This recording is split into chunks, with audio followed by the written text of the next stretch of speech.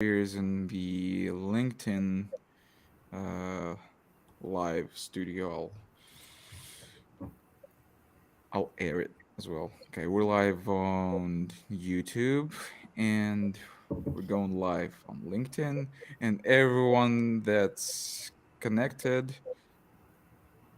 has to listen this same thing over and over each time. All right, we're live. Uh, Welcome back, ladies and gentlemen, to Odys Talks. It's our 17th edition, I guess. Yeah, it is. It is 17th edition. And today, uh, I'm joined by Azedine Djedid, Steve Toth, and Gábor Duli. I'll let the guys represent themselves and introduce themselves in a minute. So naturally, this show is hosted by Odys Global, your one-stop shop for age domains, premium names, and websites. We also have a lot of additional features like mentors. Gabor is one of the mentors, by the way, and our roster, mentor roster, is seems like it's growing by the day. We've already onboarded a couple more great experts from within the industry, including Jason Mills, who's already been on the live stream a few months back, and several additional services that may help you boost your website from the get-go, such as topic clusters, 301 redirects, uh, fully managed hosting, and a few more to come soon.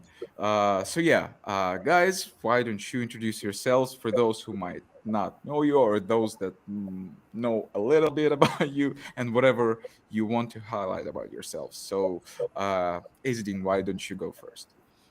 All right, thank you. First of all, thank you for having me. I already met Vladimir in Vietnam, in Saigon. so, um, I'm an entrepreneur. I was always looking into to get into businesses and all of that. Lately, I switched a bit. I added to my portfolio investing in real estate here in Canada. The real estate is really hot right now, and things are changing fast. So basically, entrepreneur slash investor slash digital marketer. Awesome. Steve? Yeah, so my name is Steve Toth, formerly SEO manager at FreshBooks, where we grew traffic to 50,000 clicks a day. I've worked on many other sites since then as an SEO consultant. I also publish SEO Notebook, which is a weekly strategy email newsletter. So we just have one actionable piece of strategy that you can just try every Tuesday at 9:30 in the morning, ET. And then, I just really love SEO. Obviously, pretty knee deep into it, neck deep, immersed pretty much. But yeah, happy to be here, and thanks for having me on. Awesome. Thank you. Gabor? Hi, I am Gabor from Hungary, but currently I'm in South America, and I'm a mentor this since July. And before and also now, I'm working in SEO. I had an agency, and now I work as a part-time SEO for a Hungarian company. And mostly I did link building, so that's basically my specialty, but I also did domain buying and selling. And now I'm making video blueprints for Odys for strategies. All right. And I Thank you. guess Gabor and I, we have the Magyar connection, right? Yeah, I wanted Yeah, to ask you that. Yeah. actually, the last time Gabor was on the live stream, someone mentioned you, Steve, and like said your entire name, Steve Toth, and Gabor was like, "Oh, another Hungarian in SEO community. Huh, I didn't know that." Yeah, yeah, Yeah, So yeah, all right. both my parents were Hungarian. I was born in Canada, though. okay. Okay, so let's kick it off. Ladies and gentlemen, we are live. Okay, it worked this time. He's Well yeah. done. Well, last time just didn't want to launch, and I didn't know why. Another time, I don't remember who it was with. the audio, the media thing didn't launch as well, so I had to imitate Bruce Buffer on my own. That would So have it's been always a better. hit or miss. I think you should just stick to imitating. Well, 100% I'll think about reliability. it. All right. Well, I don't know. Probably the first thing I us to talk about, which is kind of like, I would say sort of a hot topic, because a lot of people in the SEO community from non-English speaking countries in particular are trying uh, mm, to improve their performance, I guess, in terms of websites and increasing revenue.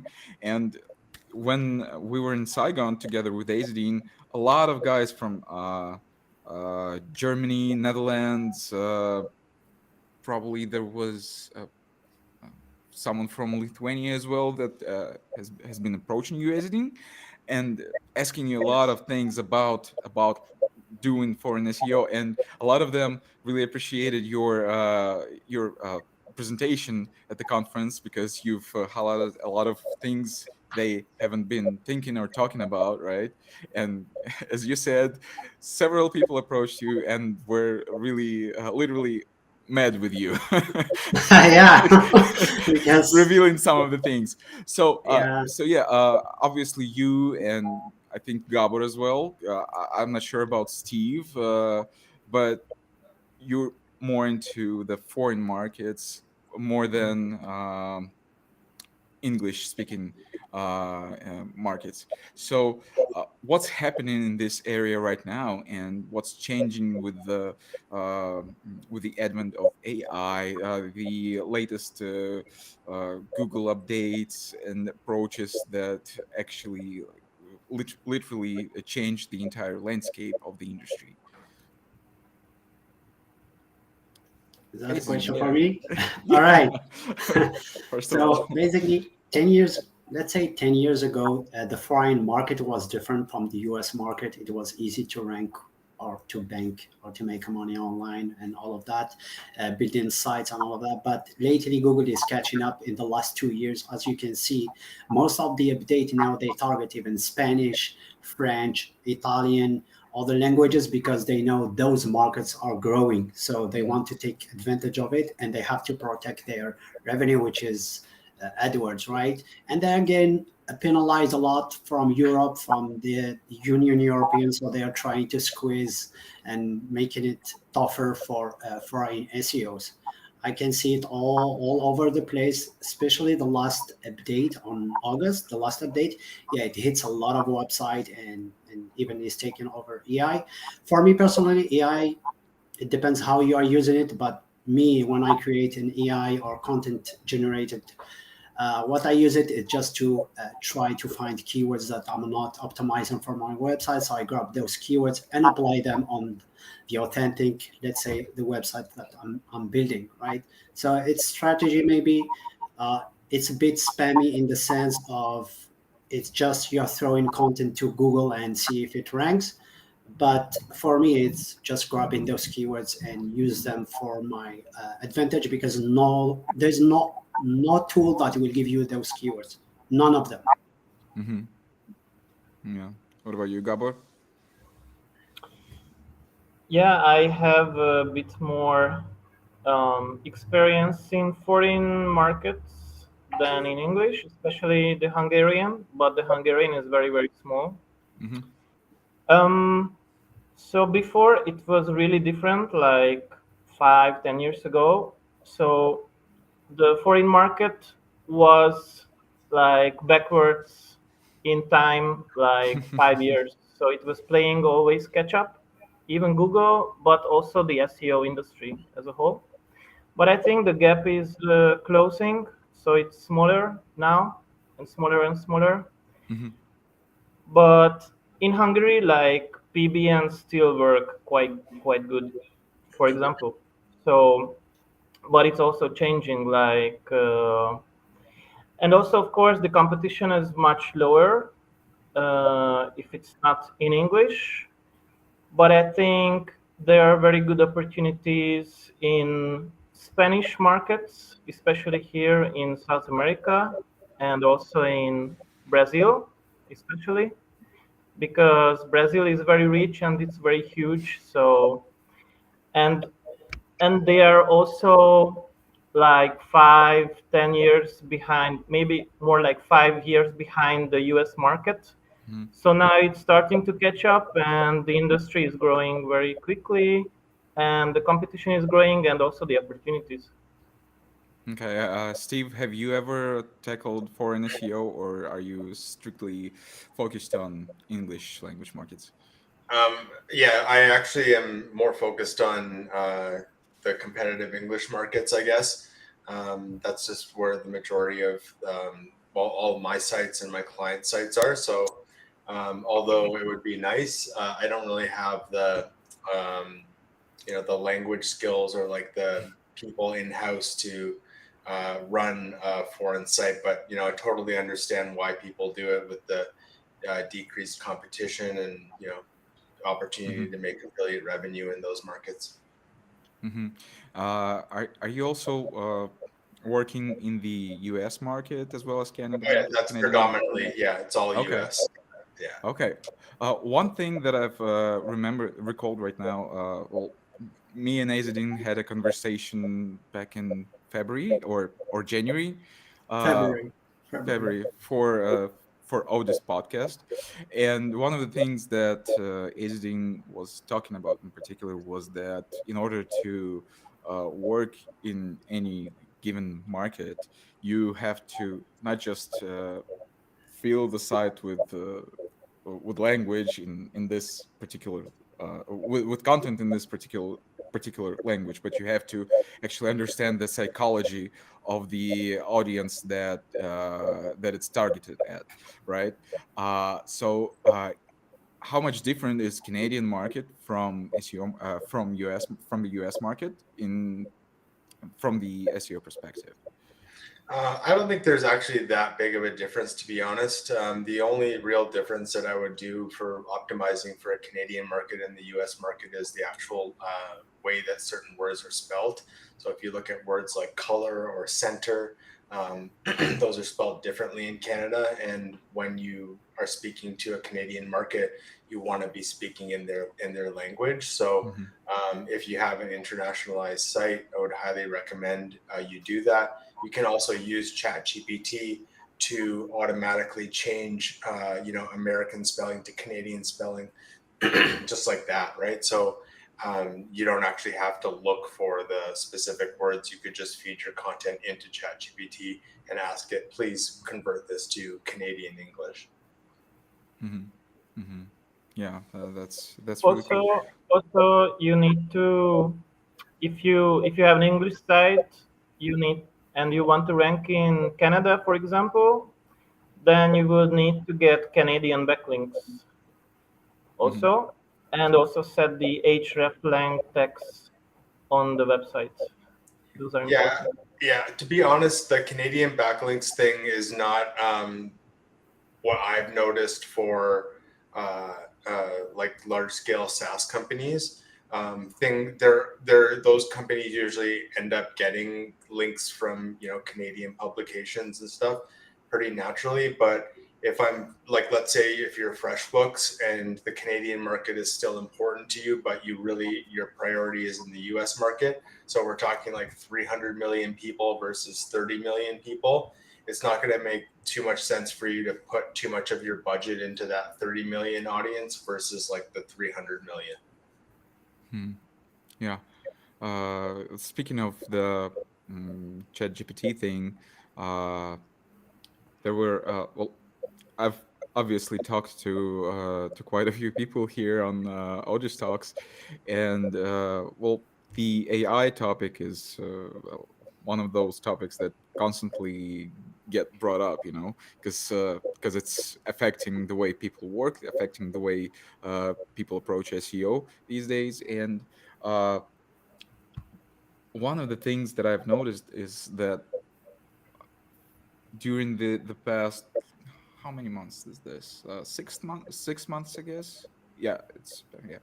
during the last 6 months, the overall attitude among SEOs, among affiliate marketers, has transitioned from like taking this concept, taking this algorithm, and building countless tools mo- that are mostly, well, not as good as they're marketed, to actually uh, taking advantage of the major tool, well, ChatGPT, right? And putting it to use, like Azedine mentioned, like for keyword research, or as you mentioned, for optimizing content for Canadian market as well. Are there any other ways you're using ChatGPT or any other AI tools in your work these days? Definitely. So right now, I'm working on a tool to basically produce automated content outlines that are still based on the SERP. So can't go into like too many details about it. Yeah, I'll sure. actually be talking about it in my Chiang Mai talk, so that's where I'll be giving the most information on it. But yeah, like we're, not only I saw a quote the other day about how AI is not only about doing things. That was actually Dharmesh Shah from HubSpot. He said that like AI is not just about doing things you already do more efficiently, but like actually doing things that you never dreamed of doing. So if you're a designer and you want to be able to write copy, that's something that you would never maybe be able to do before, or vice versa, right? So I think that with AI, it's really like the only limit is your imagination. But we are, cutting down processes that would take like 45 minutes down to like 3 minutes in some cases. Mm-hmm.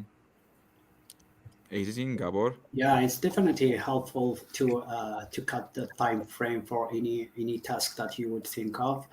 Right now, I'm using it. For example, obviously, ChatGPT is not perfect. You have to train him to get the right information, and unless you're updated for the paid version. But for example, entities, I try just to extract. I copy just a text, I throw it to ChatGPT, and I ask him to extract the entities, which is now everyone is talking about it, NLP and all of that.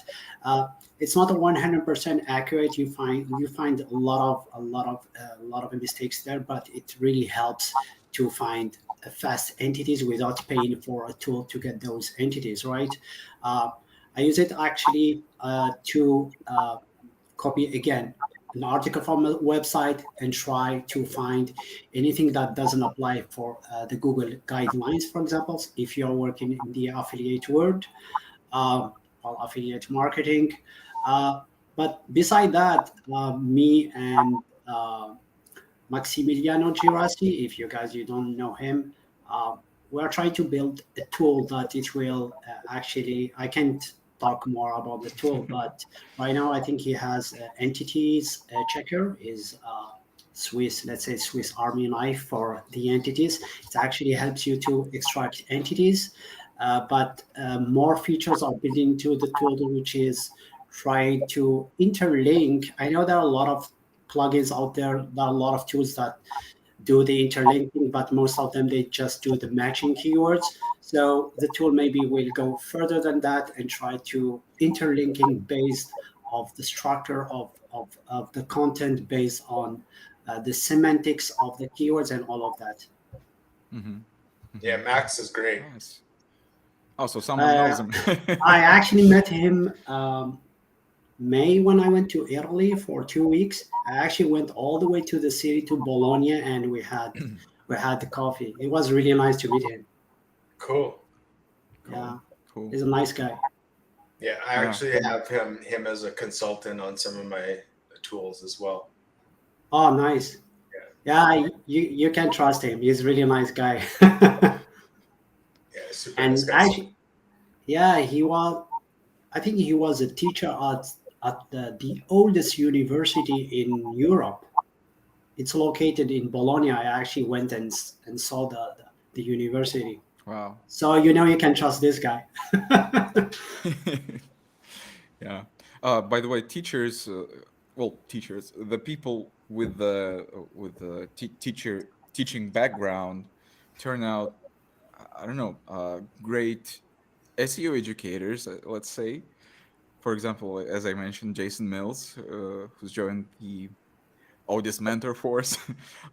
He's been I don't remember which grades he was teaching to, but yeah, he used to be a teacher, and right now he basically uh, translates this experience of his into his the affiliate school project. And it's when you talk to him about SEO, well, I'm not an SEO, at least for now. And when you talk to him about SEO, he makes even like really complex things sound so freaking simple. Like you can he can explain it to a first grader, you know. Well, Yeah. like I don't know if it's actually an Einstein quote, but it's like if you can't explain something simply, you don't understand it well enough. Sounds something like Einstein could have said, Feynman could have said. I think it's. I mean, like I don't. I've seen it attributed to him, but I'm not sure Yeah, 100% if it is. Yeah. yeah. But yeah, it sounds really truthfully. Well, uh, my family are completely teachers, so my mom, dad, and my sister are all teachers. So maybe that's where I get it. oh, nice, cool. All right, getting back to our question, Gabor didn't spill the Um, beans on his end. yeah, I don't really use it. Okay. Sometimes for article writing, maybe for guest posts, which are not very important. So, not too much actually. Okay. Are you looking to? Are you planning to like spend more time looking into the tech, or just taking care of other Um, things at the moment? I was quite excited when it came out. I mean, not in the beginning, maybe after like 2 or 3 months, but then it just died out. So for me, I don't know. Maybe at a later time. All right. Before I move on with my next questions, I would just want to mention that anyone listening, watching to us right now, you can comment in the YouTube chat or on Facebook or LinkedIn, wherever you're watching this, and ask your questions, and I will gladly read them to our to this live streams participants. So yeah, what I also wanted us to tackle is getting out of the let's say I'm not sure if it's correct if it's correctly to call it like that, but and from the SEO comfort zone and building a brand, building like the way Alex, our CEO, puts it, brick and mortar business. Because a lot of affiliate marketers, especially in the beginning, from from what I've heard from what I constantly hear from other people, and what I've noticed on my own, are perceiving this um, industry as uh, a way to do some quick side hustle, just to start a project, earn money, let it burn, and move on. And well, but if you take a look at the most prominent, most successful people in the industry, they're uh, all of them are building brands, whether it's a personal brand or a company or or an agency, whatever it is. And Gabor, you mentioned that you're working with an agency. Azedine has a company as well. And Steve, you're running SEO Notebook, which you're famous for, right? I mean, everyone who hears Steve Todd thinks SEO Notebook. So, when did this transition happen to you, and how did you handle it, and how does it evolve over time for you? That's a question for all of you, and whoever wants to go first, just go on. Yeah, I can tackle that one first. So, I think you're absolutely right. Building a brand, whether it's a personal brand like SEO Notebook or just me, or creating an affiliate site, your brand is ultimately going to help you earn more links, help you earn more trust, get people to follow you on social media. Nobody's gonna follow, bestcampingtents.com on social media or subscribe to their newsletter because it's so generic, right? But if you're, like a popular company, like I'm not saying you're going to go create the next Patagonia or like the next, we have here Mountain Equipment Co-op, which is, or REI in the States. Those are the types of brands that people want to follow and share and comment and do all those, like genuine type of engagements with, right? So coming up with an actual brand name, a logo, a color scheme, a beautiful looking website, brand assets, that's not easy. And I think that that is probably the thing that prohibits a lot of people from actually doing that. But like just in my own personal life, brand building is super important. I didn't actually start my conference SEO IRL until I had the name. That the name is actually what gave me the confidence to go ahead and start this conference, right? So I wouldn't just have called it Toronto Meetup, Toronto SEO Meetup.com.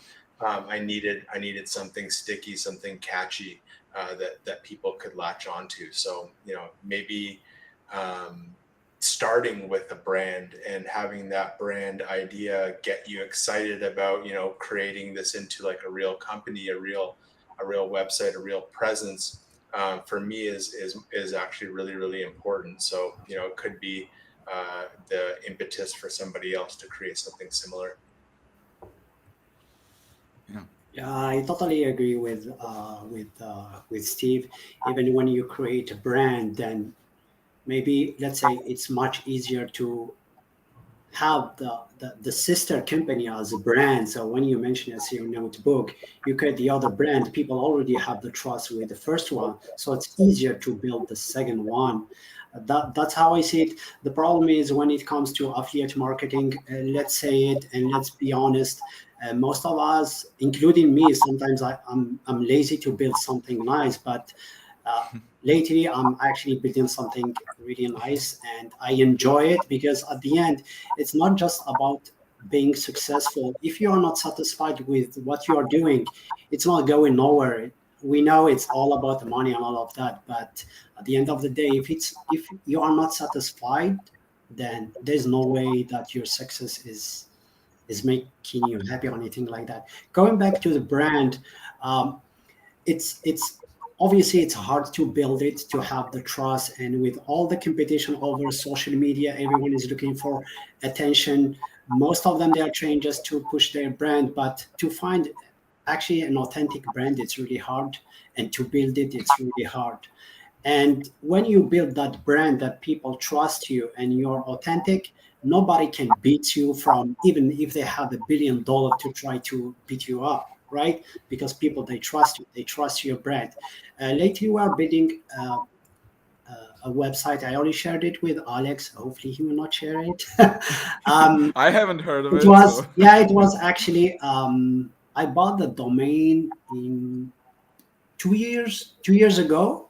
So it was getting the traffic, it was getting sales, affiliate sales, and all of that. So what I thought, I will purchase a domain just for branding, so I can create my own product and take advantage of the traffic that it's getting into my affiliate page, and create my own product and promote my product instead of, and I can get maybe commission from my product, which is the profit from selling the product. And if you have Amazon products under the first one, obviously you will get commission from that too.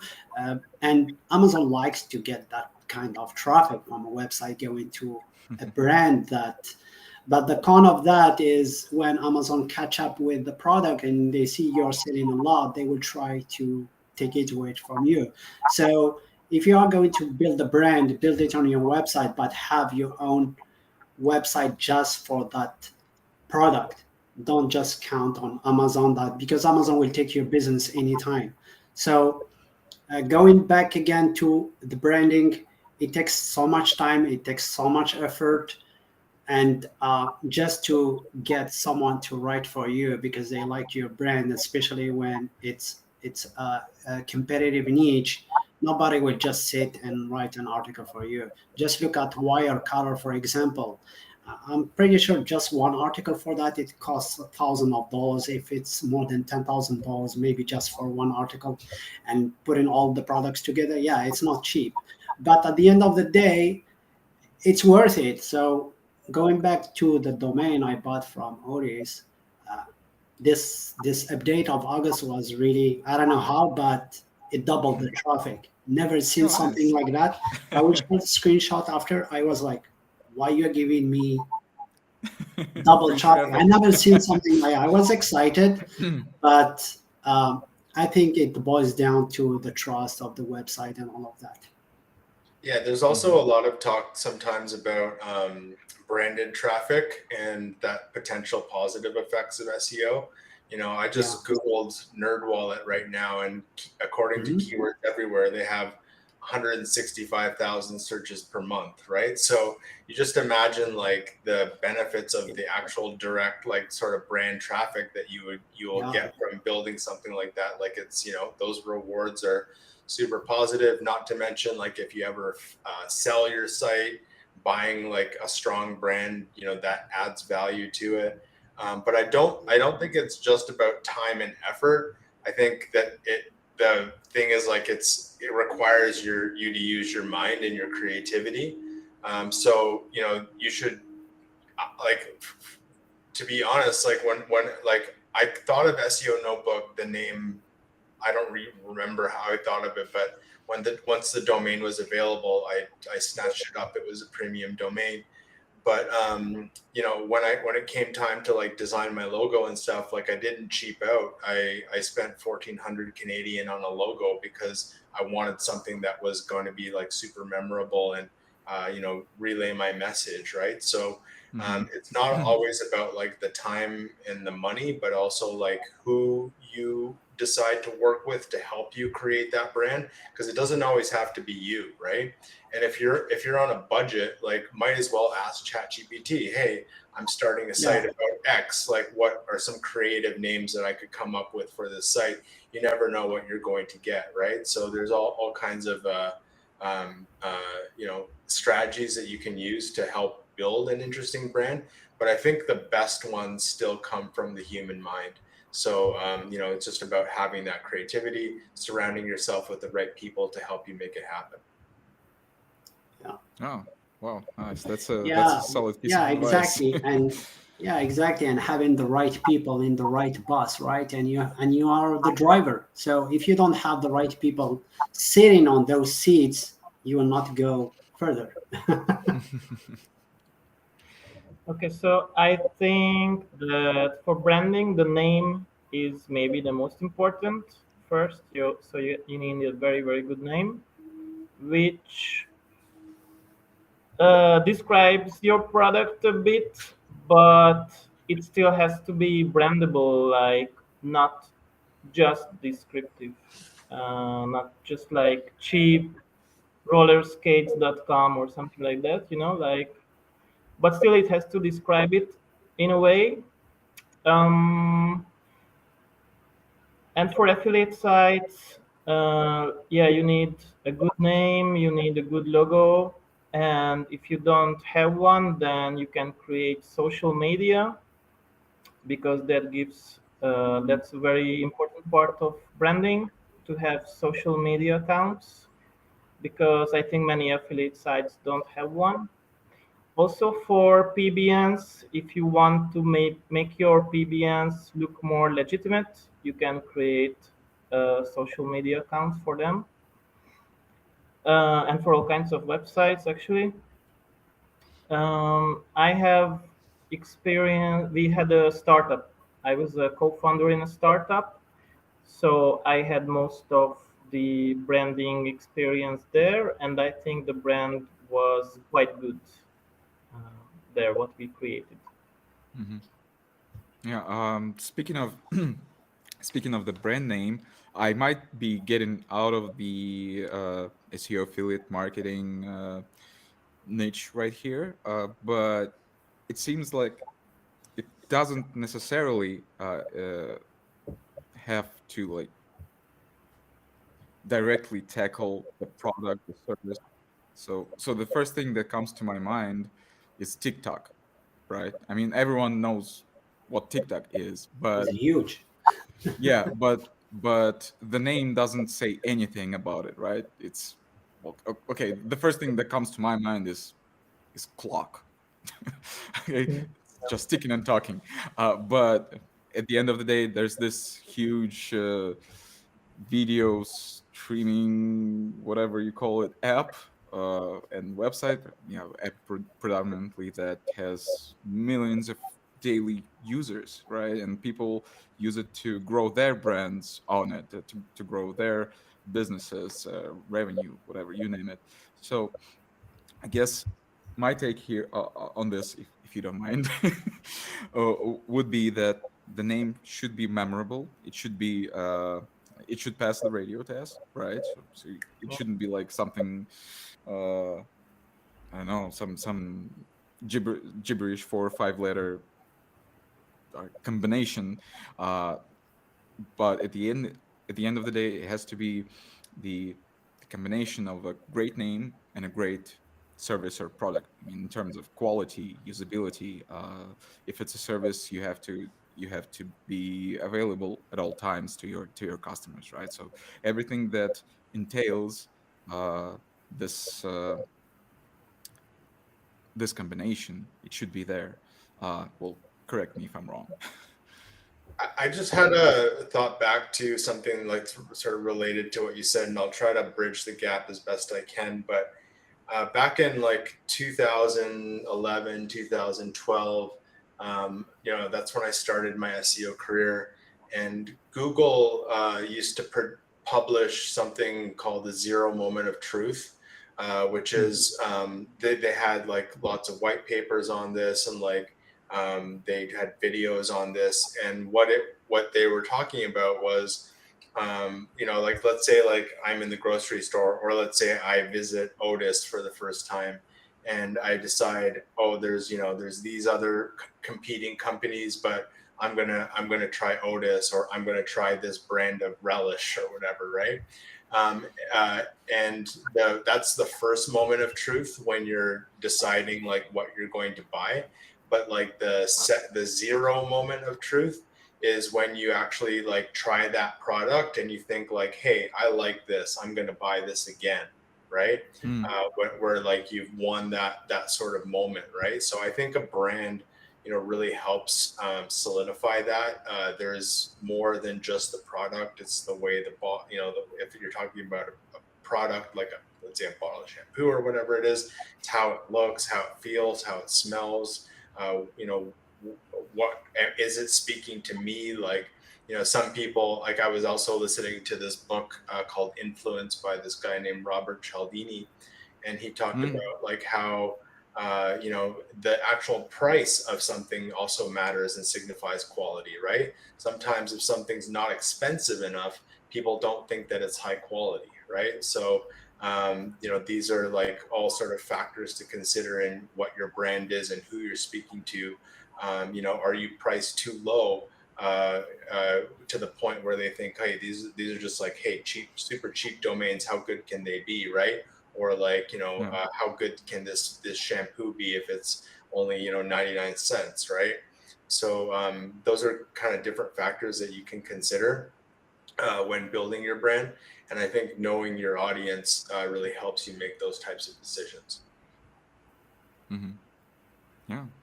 Because like, Absolutely. to be honest, like, before I started SEO Notebook and I was, let's say, like working at FreshBooks or working for an agency, um, the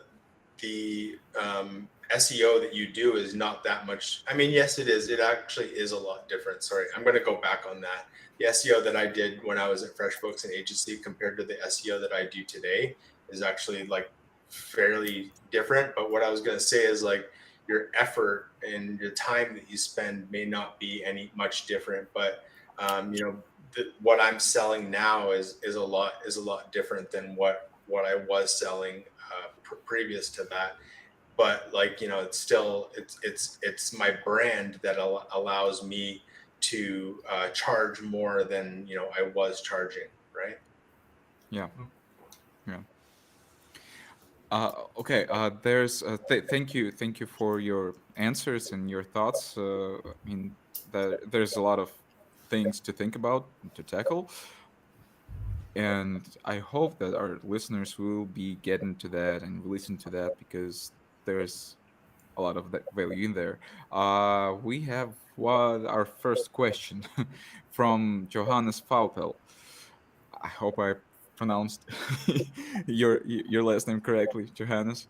Uh, he's asking, "What's your prompt to get the missing keywords?" So I guess this concerns ChatGPT use. To get missing keywords from like Google Search Console. I don't know. Well, that's the entire question. yeah, in that case, I don't actually use ChatGPT, but we use a script that basically takes like a keyword string and breaks them down into individual words, and then checks those individual words on the page. And then if there's no presence of that keyword, it's marked as a unique keyword, and it gets the individual word. It's called G score, and it's available as a report. But the other thing, you know, you can also do is just like simply ask ChatGPT, hey, what are the semantically related topics that I'm not mentioning on this page, and you know, how can I improve my article based on that? So that would be like, you know, not maybe specifically missing keywords, but missing topics. Mhm. Yeah, I agree with you. Well, there are some sorry, some tools out there that they try to uh, mimic the top 10 pages on Google. Then they will spell out the keywords. Usually, what I do too when it comes to let's say semantically related to the topic or related to the keyword is I paste actually a couple of articles from the top five of Google. I don't go all the way down because sometimes the intent is not the same, and paste my own article and ask ChatGPT to compare to see if there is missing keywords or topic or anything related that I can add to the content. Obviously, you have always to double check that and read if it makes sense or not. You just can't just copy and paste it and you're good to go with the keywords, right? Mhm. All right. Yeah, the tool you mentioned is Surfer SEO, I think. Mhm. That compares I didn't mention software. it, yeah, but Yeah. most know how to use Surfer SEO, yeah. All right. All right. Thanks for your answers, Johannes. I hope this answered your question. Uh, and I guess it's time for us to move on to our little exercise with the Odys domain. I'll just share it on my screen in a second. Yep. Okay. So I asked you to take a look at this domain. It's available in our marketplace, cryptocrystal.io. It's a it. How old is it? I don't see. Okay, it's a 5-year-old domain, and it actually has a live website on it right now. Um, obviously, in the cryptocurrency industry, English language, DR21, 172 referring domains, and 3 authority links, including CryptoSlate, Steemit.com, and CoinDesk.com. So I don't know. Well, it says it's a former domain that of a site that where players could mine, collect, and trade crystals as crypto collectibles. I'm not sure about what's on it right now, if it's still the same site or if anything else has been built on it. And our like, general recommendation for it is to use it as a platform for hosting an authority site covering all things crypto, and monetizing it via affiliate marketing and display ads. But it's it's pretty general. I'm sure there are a lot more effective ways to use it, and I'll let our today's guests share their opinion on it. So, if you've owned this domain and obviously the website that's currently built on it, how would you use it? Would you keep the site? Would you rebuild it from a new from scratch? How would you monetize it? Would you just use it for to simply 301 redirect to your whatever project you might have, even though it's to 26 and half grand at the moment? So yeah, spill the beans, guys. Can I Okay. start? Okay, go ahead. Thanks. Sure. And by the way, it's currently recommended by Gabor. And if you want to get a deeper insight, you can book a strategy call with him, right on this domain page, in our marketplace. All right. Sorry for interrupting. Go on, Yeah. Gabor. So the website was different before than it is now. Okay. So it was a little bit unique project, and now it's more general. Now it's a review site and affiliate site. So they have reviews like Paxful review, for example, and then they make an article. There is an article, and then they put affiliate links inside. Okay. And actually, the metrics are a bit different now. So it only has 153 referring domains. However, the DR is higher, it's 32.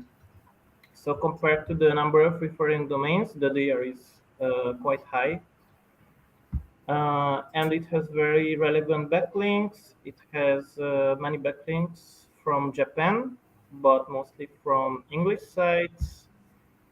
Mm, and I would keep the website as it is. I think it is good how it is now, but still I will put many more articles. So for More example, I content. look Uh-huh. for Paxful review, and that is a good keyword to rank for, and it has like 400 searches per month. And the site already has a Paxful review, but I would make it longer and more thorough, like all the reviews. And you can see some competing websites. Like, for example, I found in the top 10 the cryptobreakdown.com. So you can look at that website and you can see how they built it up. So they have reviews about banks and wallets and crypto projects and exchanges, and they have more content. So I think if this site would have more content and longer articles, then it will rank quite good because the domain name is relevant and also the backlinks are relevant. So I think this can be a good site with more articles. Okay. Thank you. Azedine, Steve. Okay, I go. So, cryptocurrency, Yeah. right? So since 2008 when crypto started, right? But lately a lot of people are looking into it in the last maybe 2 3 years with Bitcoin and all of that. So one of the thing I always do is do market research to see if the niche still going, if the market's still going up or not. Just having a quick look here to Google Trends, I see even new topics coming up. If you go on Google Trend, just put cryptocurrency, you see uh, increase in some of the cryptocurrency. I think you should target those. But usually, what I do when I buy a domain, what I usually do is leave the site sit for a bit, get the data from Google Search Console to see how Google is giving some love to the website. If you see that Google is giving some love, maybe try to re-optimize those articles, make them more helpful, let's say, because I see already the site is missing a lot of stuff. They are missing the contact page. They are missing who are they about us. You don't know who's the guy or who's behind it. And actually, Google is really aiming for that. You have really to have an authentic author or writer, whatever it is. I see on Ahrefs that the site is getting actually some keywords ranking. You should double check those and make the article better, right? I see 30 pages on Google that those pages are indexed. That's a good sign that Google is already giving some love to the website. For me personally, if I have this website, I will let it sit for a bit, get all the data together, then I will decide if I want to create or buy another domain to link it to it, or do the redirect or whatever you want to do with it. But based on again on Google Trends, I think there's some potential right there. But before smashing any reviews on it, I think you should do some research to see if there are really a good affiliate programs out there. And yeah, I think that's what I would do at the first. Then you can recheck in a month or 2 months to see if it's working for you. Before we know we most well 2 years ago we just matched so much content right away to the website, 50 articles, 100 articles, but things are changing really quickly, and I think you should check your Google Search Console before even keep smashing articles to the website. That's all. Okay. Thank you. Yeah, Thank you. agree Right, with Steve. Azedine. I agree with Azedine on pretty much all of those points. I think the domain was what, 26K, was it? 26 and a half. Yeah. So in that case, we wouldn't be looking at somebody who's just wanting to start a crypto site. They're probably already actively, running crypto sites if they're going to buy a domain for that price. So in that case, we may, like, let's say if I'm going to spend 26K on a domain, maybe I have a portfolio of crypto sites, and having worked in that industry myself, I do realize that is definitely the case. So maybe I would look at specific pages on those different sites that have the backlinks, and then redirecting specific pages to various sites that I have instead of redirecting the domain. You could maybe get a little bit more out of that. Like, let's say if you already have an article ranking on USDT wallet or something like that, point that in that direction, and then you have another one on something else, you can point it to that. So that's just an option of pointing specific pages to specific sites, but that obviously depends on what you already own. Mm-hmm. Awesome. Thank you, guys. If you've gotten interested in this domain in any way, you can always reach out to us or reach out directly to Gabor right from the domain page. And by the way, we do have a feature that I've just realized I've never mentioned during the live streams. If you're selling a domain with us via odys.global/sell, and you wanted to sell quite faster, let's say, you want to get money from it. Besides just featuring it in our weekly emails and any other things, you can also get it featured in Odys Talks. So you will get the chance to let three SEO highballers take a look at it and give their proper recommendations for its development and growth in the future. So yeah, just to put it out there. Before we start wrapping up, there's one more question from Sean Manaher.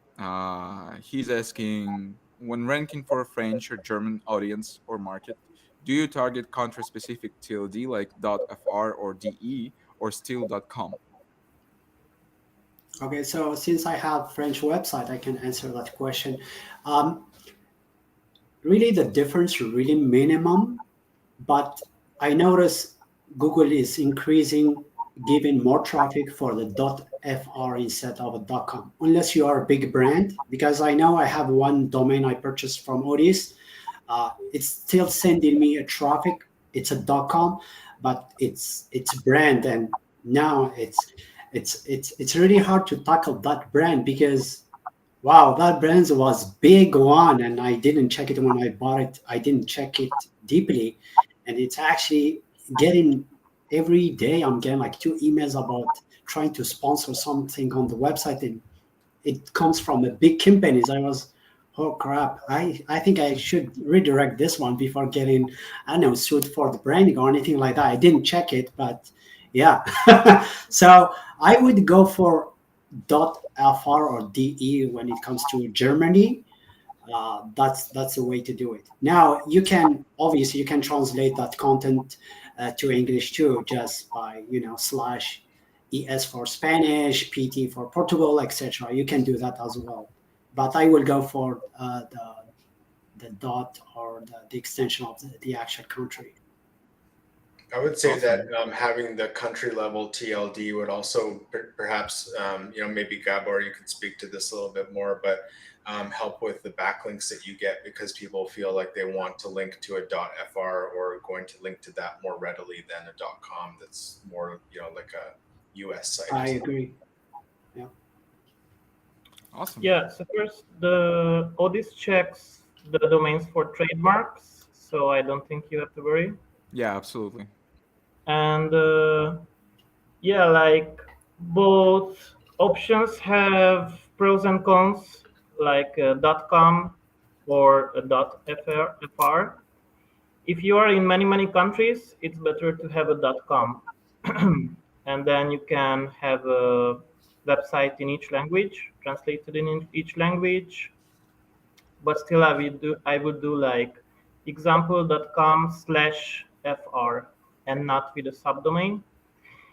And for SEO purposes, I think it's better to have a .com if you are really in many countries. If because then if it's a multilingual site, because you will be getting links from all over the places, all of the countries, and then this will build up the domain authority in just one domain. Mhm. While if you have like Spanish and the French, then you have to get backlinks for both of the domains, and they are not really helping each other. Like obviously you can interlink them, but that's not the same. So if it's only one country, then for sure better just the local extension is better. But if you're in like three or more, then maybe one domain is better. All right. All right. Thank you. Sean, I hope this answers your question. It's actually time for us to wrap up. So, before I do my closing speech, where can people find you online and reach out to you in case they want just I don't know whatever. For me, it's SEOnotebook.com or SEOIRL.com if you want to attend the event October 27th, or it's held twice a year. So yeah, just search SEO Notebook on Google and click my URL. There we go. Get my branded traffic up, and yeah, just Nice one. or Steve Toth on LinkedIn. Awesome. And you're also going to be at Chiang Mai SEO conference. Yeah, I'll be speaking there. Yeah, Awesome. Awesome. We'll be glad to see you there. awesome. Can't wait. Awesome. Yeah. Gabor, Azedine, Yeah, I'm where I'm can at people find you? Odys.global. Yep. You can find Gabor in the mentors tab. It's as easy as that. Or you can go to odys.global/mentors, and yeah, you can get access to all the mentors, even if you're not yet registered with the marketplace. All right, Azedine, where can people find you? You can just find me on LinkedIn. Azedine Djedid, you will find me on LinkedIn. And please don't send spammy messages through Facebook sending me guest posts. Guest posts and links. Yeah, you get a lot of those. Absolutely. All right. Before we finally wrap it up, make sure to tune in next Wednesday at 11:30 a.m. UTC. It's going to be a mentor special with all the new mentors that have onboarded the initiative, including Jason Mills, James Dooley, and Kazra Dash. So it's going to be a pretty fun discussion. I call it a British invasion. So make sure to be there and not miss it. All right. Thanks everyone for watching. Steve, Azedine, Gabor, thanks for joining, sharing your knowledge, sharing all those golden nuggets and all the curious, interesting, and useful things you shared with everyone today. And yeah, so hope you have a good day and see you next time. Thank you. Thank you, Vladimir. Bye, everyone.